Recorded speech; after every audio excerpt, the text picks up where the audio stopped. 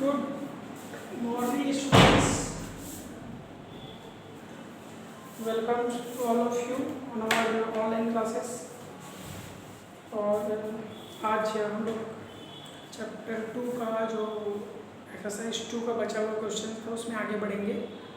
सबसे पहले मैं यहाँ पे बताने जा रहा हूँ क्वेश्चन नंबर 11, प्रश्न क्रमांक 11 दे रखा है क्या 5 वर्ष पूर्व मेरी आयु मेरे पुत्र की आयु की 3 गुनी थी।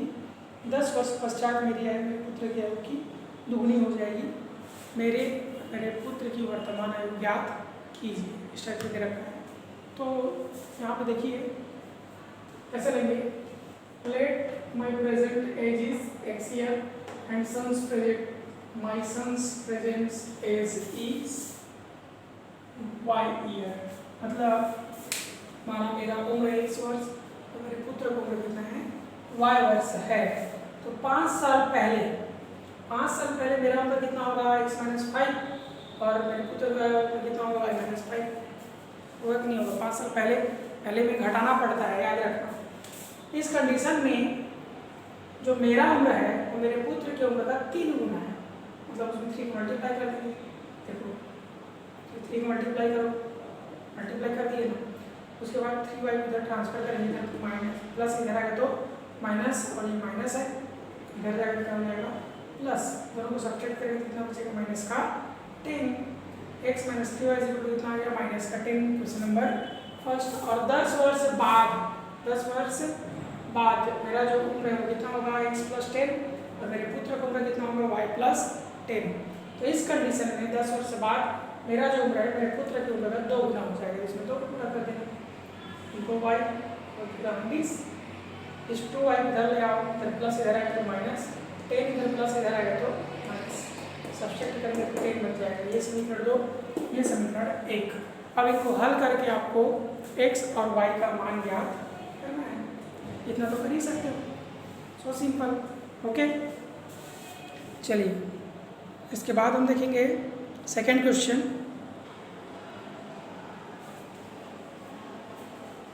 ओके स्टूडेंट देखो आगे मैं न्यू स्क्रीन एक तो शेयर कर रहा हूँ आपको। इसमें आप लोग का क्वेश्चन नंबर 11 सॉल्व किया गया है, 12 सॉल्व किया गया है। क्वेश्चन नंबर 12 आपको बोल क्या रहा है इसको समझिए पहले। The distance between 2 place A and B is 70 kilometre. 2 cars A and B start moving. They cross each other after 7 hours when they moving in same direction, and if they moves opposite to each other they meet after 1 hour. Find the speed of each car. देखिए 2 car हैं, 2 अलग अलग जगहों से चलना start करते हैं। अगर वो दोनों एक डायरेक्शन में चलते हैं 7 घंटे में आपस में मिलते हैं और एक दूसरे के अपोजिट चलते हैं तो 1 घंटे में आपस में मिल जाते हैं।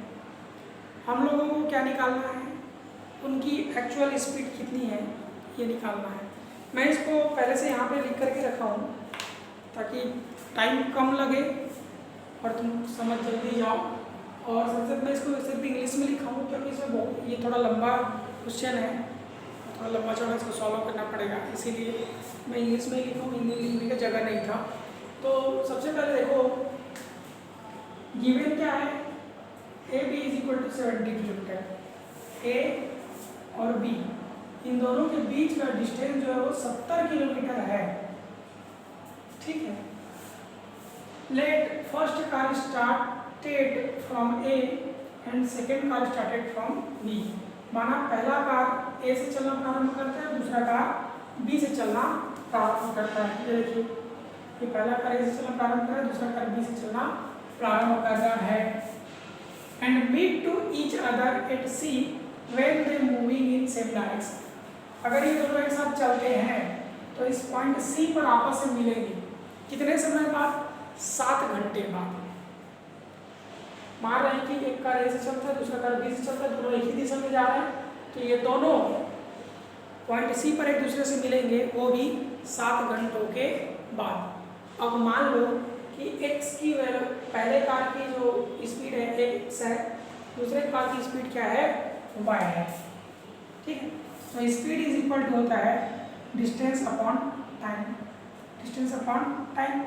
तो x मतलब पहले कार की स्पीड, इसका डिस्टेंस कितना है, A से C तक पहुँच गया है कितना समय में, 7 घंटे में। इसके इधर गुणा करोगे तो AC का वैल्यू निकल जाएगा।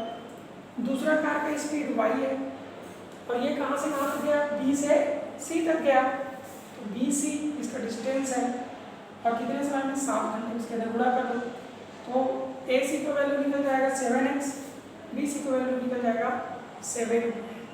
ये तो समझ में आ गया। अब इक्वेशन बनाना चाहें हम लोग तो इक्वेशन कैसे बनेगा इसको भी समझ लो। यार इस डायग्राम में देखो AC इज इक्वल टू क्या है, AB plus BC, AC is equal to AB plus BC। तो AC का वैल्यू कितना है 7x, AB का वैल्यू कितना है 70 और BC का वैल्यू कितना है 7y। इसको इधर ले आओ, 7x minus 7y is equal to 70।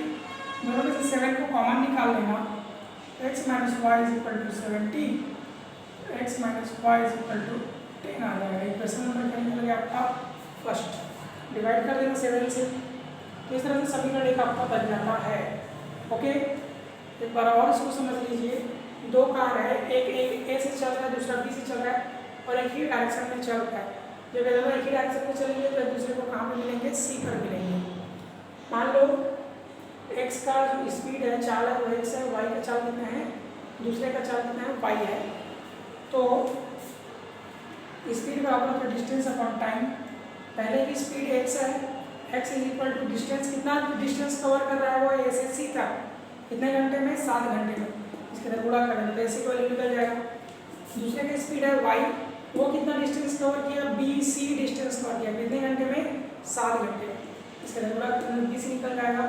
अब इस डायग्राम में देखो AC बराबर होगा AB प्लस BC। यहाँ पर इनका मान रख देना, यहाँ पर से यहाँ पर से और यहाँ पर से 3 मान रख दिए। 7y को इधर ले आए, दोनों 7 को कॉमन निकाल कर डिवाइड कर दिए। x माइनस वाई इक्वल कितना निकल गया, 10 निकल गया। अब देखो जब ये दोनों when they are travelled in one another direction, मतलब जब ये एक दूसरे के अपोजिट डायरेक्शन में चलते हैं, देखो ये इधर जा रहा है, ये इधर आ रहा है, दोनों दूसरे के अपोजिट डायरेक्शन में आ रहे हैं, तब ये दोनों P पर मिलते हैं। कहाँ पर मिलते हैं, P पर मिलते हैं। और कितने टाइम में मिलते हैं, तो 1 घंटे में मिलते हैं। कितने टाइम में मिलते हैं, 1 घंटे में मिलते हैं। तो इस कंडीशन में इसकी स्पीड कितनी होगी, x इज इक्वल टू कहाँ से कहाँ तक जाएगा, ये A से P तक, AP कितने घंटे में, 1 घंटे में। इसके इधर गुणा कर देना तो AP का वैल्यू 1x आ जाएगा।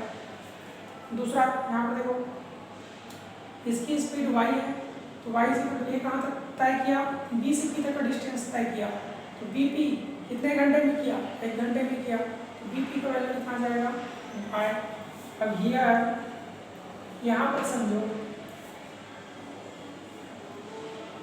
AB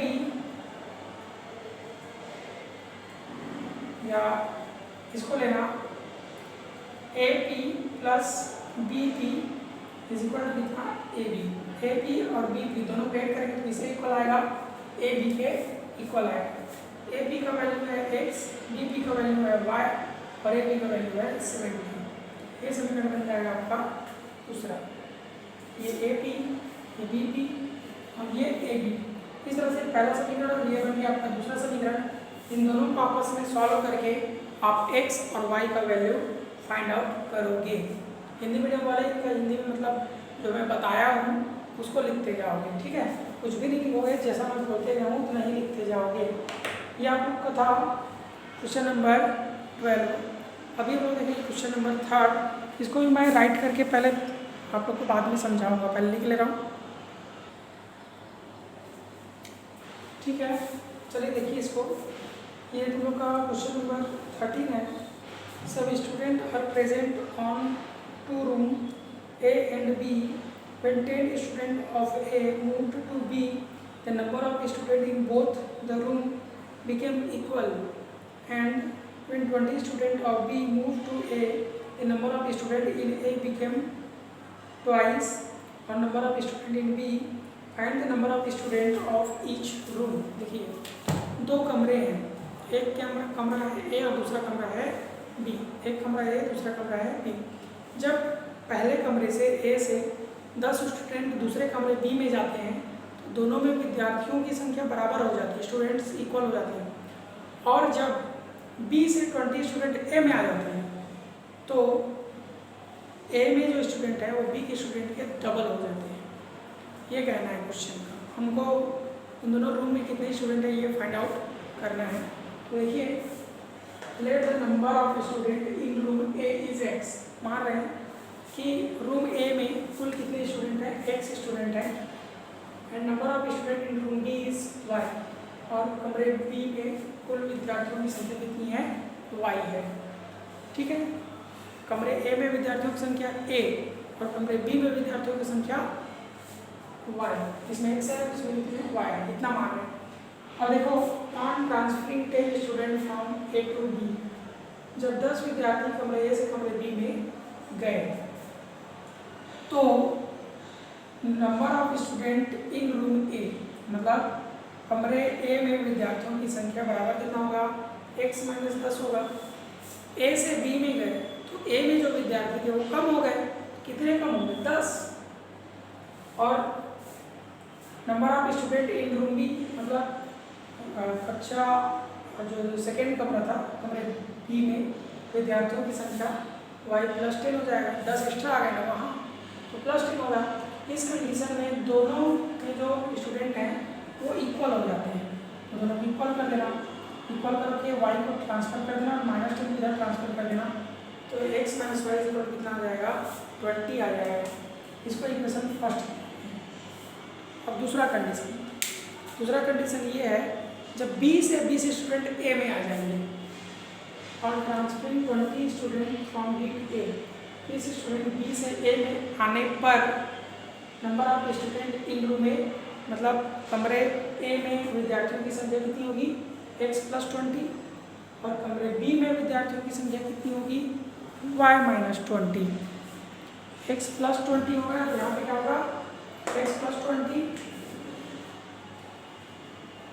और यहाँ पे हो जाएगा y माइनस 20। ये सीरीज कम हो गया है।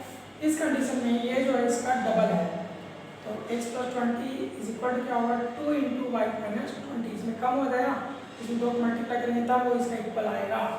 तो 2 और y मल्टीप्लाई करेंगे 2y, 2 2 जा 4। अब 2y इधर लाएंगे और इसको उधर ले जाएंगे, ये प्लस में इधर आएगा तो माइनस होगा, 2y को ट्रांसफर करेंगे प्लस में इधर आएगा तो माइनस होगा। दोनों का चिन्ह सेम है तो ये माइनस 60 आ जाएगा। ये इक्वेशन कितना बन गया आपका, सेकेंड। इस तरह से 2 इक्वेशन आपको मिल जाता है, इक्वेशन फर्स्ट इक्वेशन सेकेंड। इन दोनों को सॉल्व करके आपको x और y का वैल्यू फाइंड आउट करना है। ओके, अब एक और क्वेश्चन बन गया, इसको आप लोग सॉल्व करोगे, इसको मैं नहीं बताऊंगा तुम लोग को, ये तुम लोग की जिम्मेदारी इसको सॉल्व करना। 14 नंबर का 14 नंबर का क्वेश्चन है। कल से मैं अवलोकन से समीकरण निकाल करना, मतलब कुछ लीनियर इक्वेशंस को सिर्फ देख करके हम ये बता सकते हैं कि इनका सॉल्यूशन कैसे होगा। इसके बारे में कल मैं तुम लोग को बतलाने वाला हूँ नेक्स्ट एक्सरसाइज। तो इस एक्सरसाइज में से एक क्वेश्चन बचा है, उसको आप लोग सॉल्व करोगे और एग्जाम्पल्स जो नहीं बनाए हैं आज आप मेरे को मैसेज कर देना, मैं कल उन लोग को बतला दूँगा। ठीक है, चलिए ठीक है, थैंक यू वेरी मच।